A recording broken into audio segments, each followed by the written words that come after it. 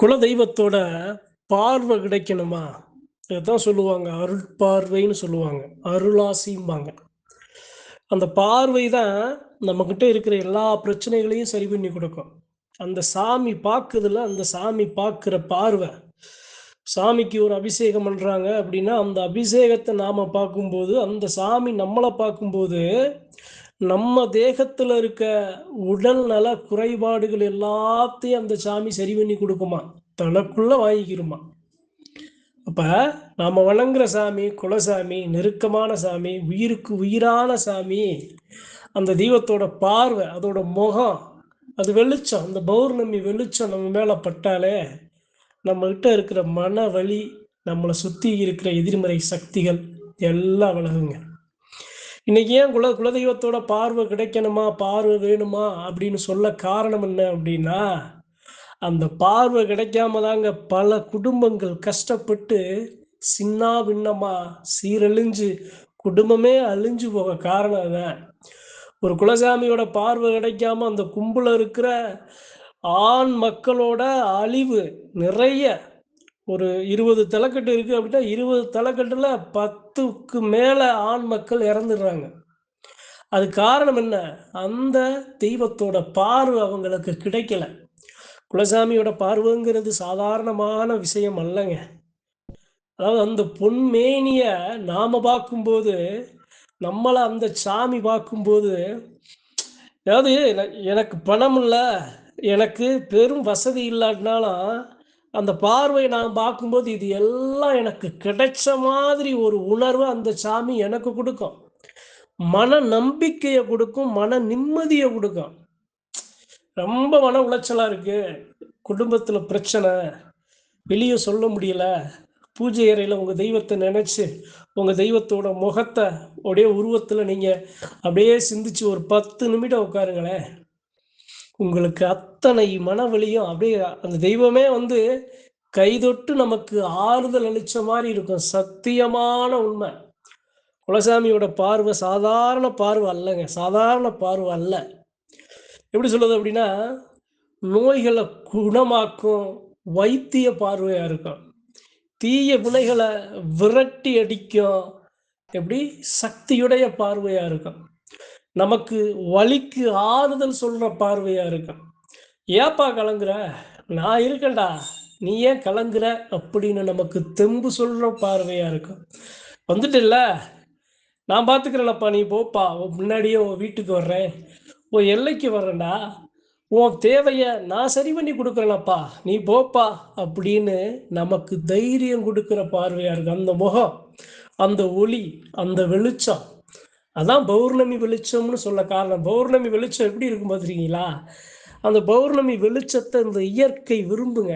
பௌர்ணமி வெளிச்சத்த இந்த இயற்கையும் சரி, இந்த உயிரினங்களும் சரி, மனித உயிர்களும் சரி, எல்லாரும் அந்த பௌர்ணமி வெளிச்சத்த விரும்புவோம்.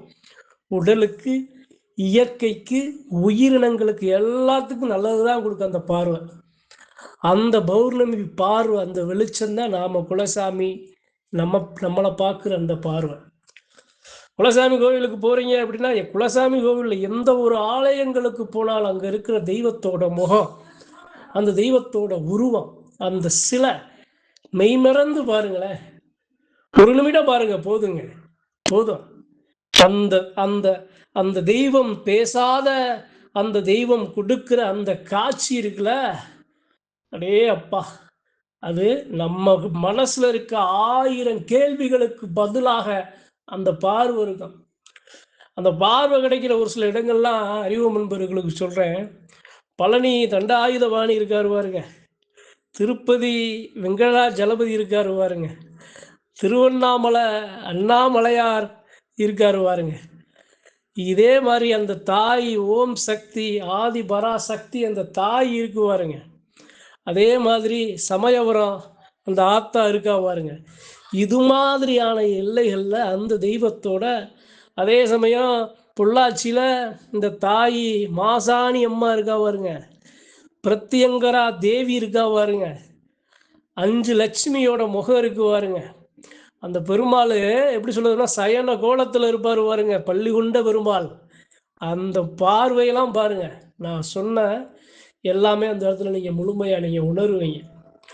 இதை விட குலதெய்வத்தோட பார்வை அப்படிங்கிறது எப்படி சொல்றது அப்படின்னா, அது நம்மளுடைய வலிக்கு மருந்துங்க. நம்மளுடைய புண்ணா, நம்மளுடைய உடல் வலியா, மன வலியா மருந்து தான் நம்ம சாமி பார்க்குற பார்வை. அப்ப என்னைய காக்கிற தெய்வத்தோட பார்வை எனக்கு கிடைக்கல அப்படின்னா, என் குடும்பமே கஷ்டப்படும்.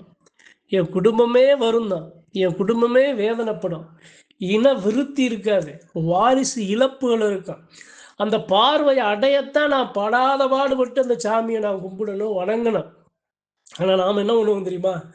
சாமியை மலை போல வச்சுக்கிட்டு சாமியை மதிக்காம நம்ம பாட்டுக்கு மனுஷ விருப்பு வெறுப்புல நான் ஏன்டா கோவிலுக்கு வரணும், நீயே கும்பிடு, நான் எதுக்கு அங்க வரணும், நான் ஏன் காசு கொடுக்கணும்னு போட்டி போராமையில இத்தனை விஷயங்களை தெரியாம உணராம அந்த தெய்வத்தோட அருமை வறுமைகளை புரியாம சனங்க அந்த சாமியை உதாசீனப்படுத்திடுங்க.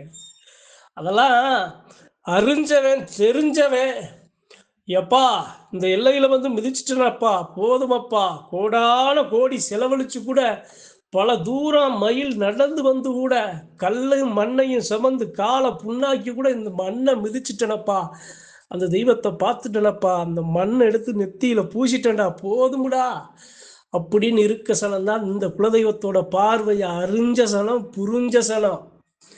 அப்ப என் சாமி அந்த எல்லையில இருக்கு அப்படின்னா நலன்களை மட்டுமே கொடுக்கிற, நல் வாக்குகளை மட்டுமே கொடுக்கிற, நல்ல செயல்களை, விருத்திய, வாரிசு விருத்தி.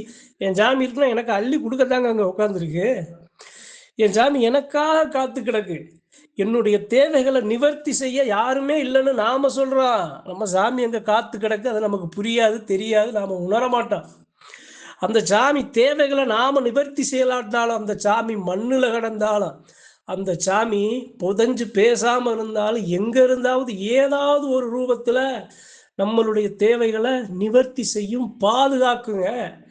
அப்பேற்பட்ட வலிமையான தெய்வம் தான் நாம வணங்குற குலசாமி. அந்த பார்வை கிடைக்கணும், அருளாசி கிடைக்கணும். அது இல்லை அப்படின்னா நம்மளை நாயும் சூழும், பேயும் சூழும். அந்த குலதெய்வ பார்வை ஒண்ணுதான் எல்லா மக்களுக்கும் பாதுகாப்பு கவசமா இருக்கும். எதுக்கு சொல்றாங்க? எல்லா தெய்வங்களை வணங்கும் முன் குல தெய்வங்களை வணங்கு அப்படின்னு சொல்ல காரணம் என்ன காரணம்? அதுல 1000 லட்சக்கணக்கான அர்த்தங்கள் அதுல இருக்குங்க. அந்த தெய்வம் நமக்கு அந்த தெய்வத்தை போல வேற யாருன்னு இருக்கு கிடையாது. யாருன்னு என்னை அடிச்சா என் சாமிக்கு வலிக்குங்க. ஏன்னா என்னுடைய என்னை அடித்தா என் பெத்த தாய்க்கு வலிக்கும்ல, அதே மாதிரி தான் என் சாமி, என் குலசாமி.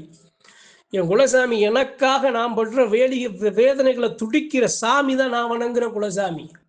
அந்த தெய்வத்தோட பார்வை எல்லா மக்களுக்கும் கிடைக்கணும். எல்லாம் இருக்கு. குலசாமியோட பார்வை இல்லை அப்படின்னா அரசன் கூட ஆண்டி ஆயிடுவாங்க. கோடான கோடீஸ்வரன் கூட கோமனாண்டியார ஒரு கணத்துல மாறும். ஆனால் ஒன்றுமே இல்லை, குலசாமியோட பார்வை கிடைச்சிருச்சு அப்படின்னா கோமனாண்டியை கூட கோடீஸ்வரன் ஆக்கி கொடுக்குங்க. பணம் கொடுக்கல, பொண்ணு கொடுக்கல, பொருள் கொடுக்கலன்னாலும் உடம்பு ஆரோக்கியத்தை கொடுக்கும்.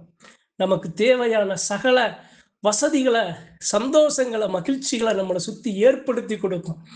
தேவையான செல்வங்களை நமக்கு அள்ளி கொடுக்கும்.